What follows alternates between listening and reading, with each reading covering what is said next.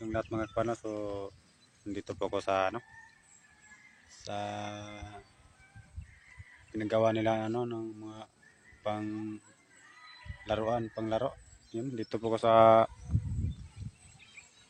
tapat ng bahay namin mga kapalo, no. So, lapit lang sa bahay namin to mga kapalo. So ito po palaro ngayong umabot na fiesta. Motocross. So ayan po yung paliparan ng mga riders mga kapalwa. Napakataas ng bundok mga kapalwa. So tatlong bundok mga kapalwa na. Yan po yung liliparan sa mga riders natin mga kapalwa.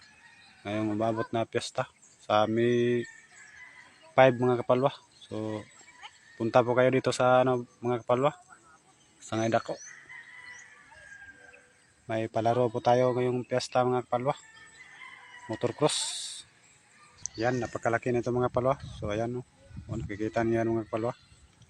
So ayan, napakalaki ng palaruan mga kapalwa. Motorcross natin mga kapalwa, no? So ang daming bundok mga kapalwa. So hindi lang ako naglalakad kasi ang